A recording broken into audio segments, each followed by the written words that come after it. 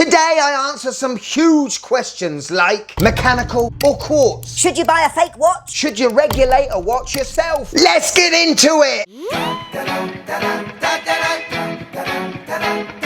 Yes, and welcome to the Mad Watch Collector Show. Today I'm going to answer some great questions you, the subscribers, have left me in the community section of this channel. I'm not pulling no punches, and of course, honesty is the best policy. Get a haircut! Alright, it's a bit too honest, but just sit back, relax, and let's have a little fun with these questions. Are you Q&A ready? Let's go! So first question from Avatoco Rodriguez. A. Do you have an opinion on the AE1500?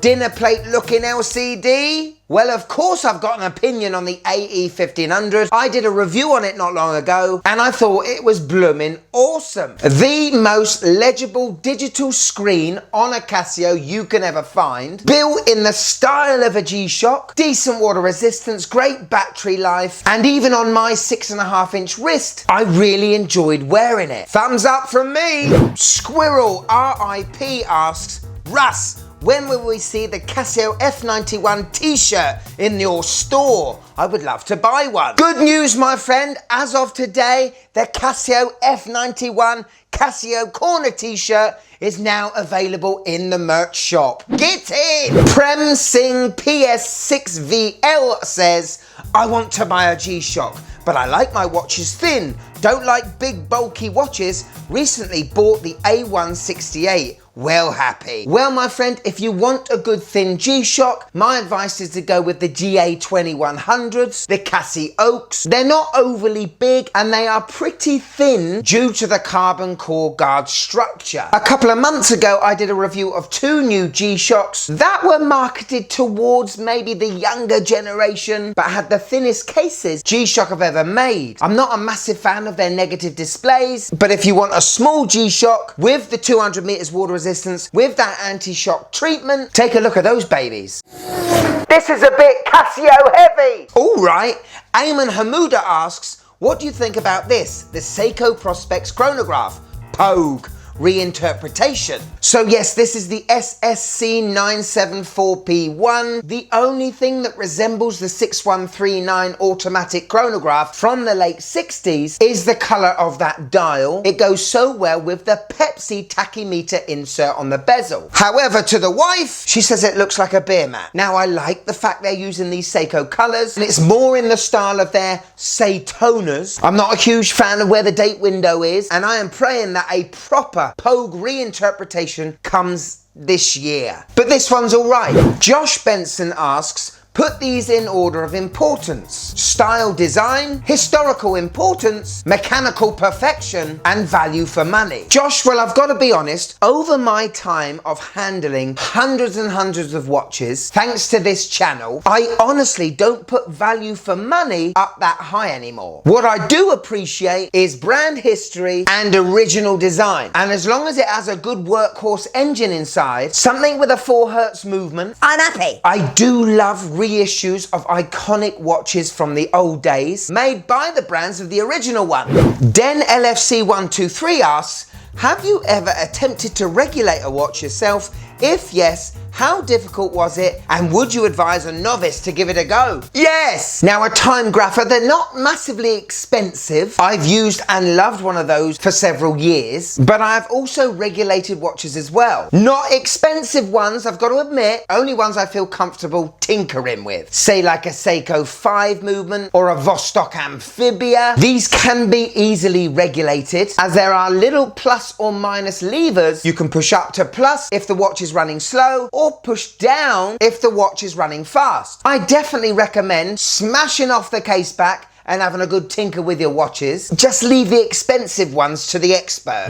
Benny G83 asks, what is your favourite watch of all time? It's no secret, it's a Rolex Submariner 14060. It used to be the 5513, but holding it in my hands, just realized it was way too fragile for me wearing it in 2024. A late 80s, early 90s reference of the Rolex Submariner, just before it got a bit too blingy, is the ultimate dive watch for me. But if we're talking favorite brands, Casio, Seiko, Vertex, CWC, they would probably be in the top 4. Shy Sphere. What a name. Do you have any watch buying rules, money-wise, that you follow? Like a budget, having a certain amount of money left over before buying, etc. Not really, my friend, but I do something a little bit different from the old days. I don't do much impulse buying anymore. I get a lot of satisfaction doing my research. On a watch I'm interested in buying, are there reviews from my favorite YouTubers? Can I get one in my hands first? Then it's where can I find the best deal for this watch? But I never go into a watch purchase thinking about the resale value. I never do. The main reason why I buy it, is it going to make me happy seeing it on my wrist? And if all the positives of the watch outweighs the negatives, it's time to pull the trigger. Rob Davies 4331 asks, male or female Endlings? Is the former a deal breaker for you? Pretty much, yeah. The Hamilton Jazz Master chronograph was a perfect example of why it is a bad idea doing male Endlings on an already big watch. For me, I don't like it. Rodifan asks, will you create another watch? Great timing, my friend, because word on the street is that all the people that pre-ordered the MHKR have started receiving their watches. Hopefully mine will be coming soon. I absolutely loved the process of first coming up with ideas, then designing a watch based on what I wanted to wear. It was an absolute joy to work with Radcliffe watches, and for that reason, we're doing another one. The M DVR is in the design stage. It'll be a dive watch inspired by Ministry of Defense specifications from 1973. I am so excited to be working on this project. I won't reveal any more features or specifications of this watch. I'll let your minds wander, but just know a diver's coming. Motorcycler. Is your wife aware of the popularity of the What the Wife Said segment? I fear that if she found out just how much an MWC watch review would be incomplete without her input, she might start making demands or just become harder for you to live with. I don't feel it's a true MWC review unless I have the wife's thoughts at the end of it. I am married. I do actually have a wife. Some of you out there think I make her up. She honestly does not like watches, and the more watches I show her over the weeks, the more she hates watches, and I always try to get her impressions when she's at her most tired and annoyed about watches, because that's when the real golden nectar comes. Molo Taval asks, do you think that watches will ever become self-aware and try to wind us instead?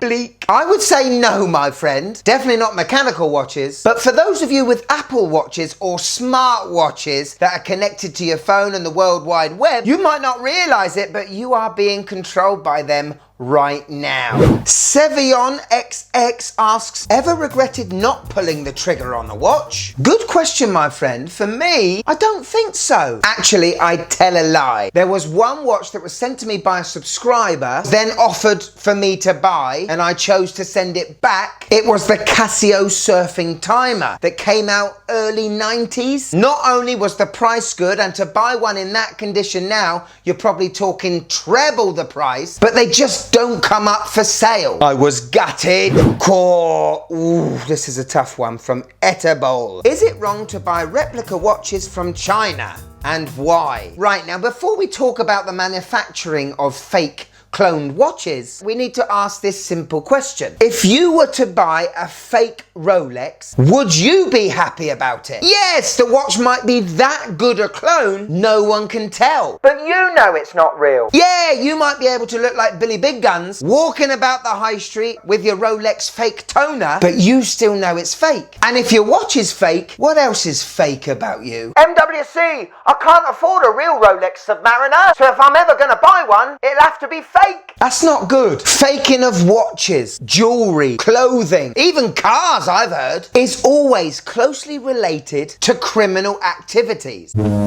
So when you buy a fake watch, you are buying into this criminal underworld. That maybe in years to come may affect you and your family. All right, easy. That was a bit harsh, but still, I would not go near fake watches with a 10-foot pole. But if you like the look of a Submariner, take a look at brands that have used the Submariner for inspiration, but making their own thing, like an Orient Ray 2 or a Laurier Neptune. Even an SKX has a little bit of Rolex Submariner to it. And these are watches you can be proper proud of. No, they're not fakes. No, you're not trying to be fake. And just be true to yourself. Don't buy a fake. Last but not least, Ninja Rose 1653 asks, okay, if you had to pick between having just quartz or mechanical watches exclusively, which would you choose? As a man with an active main job and lifestyle, I think that's probably a tougher decision to make. That's a really tough one for me. As a kid, I grew up wearing digital watches, but there is something very special about owning something that doesn't need a battery in 2024. Cogs, wheels, balance springs, all these intricate micro pieces put together to help a set of hands move across a dial to then only lose a few seconds a day. How amazing is that? If it was life or death and I had to choose between quartz and mechanical, the survival instinct in me would go quartz. But the watch enthusiast about pure mechanical parts, it would be mechanical. Doesn't really answer your questions. Can I have both? Fantastic Q&A. Thank you to all you guys and girls that sent in a question. I'll try and do a Q&A every month, so look out for the next one in August. Thanks for watching till the end. If you want a bit more of the Mad Watch Collector, click there. But if I've got you for a few more minutes, why don't you check this beast out? Oh, this is sensational. This is awesome. Go on, click it. It's great. You know you want to. Come on, click it.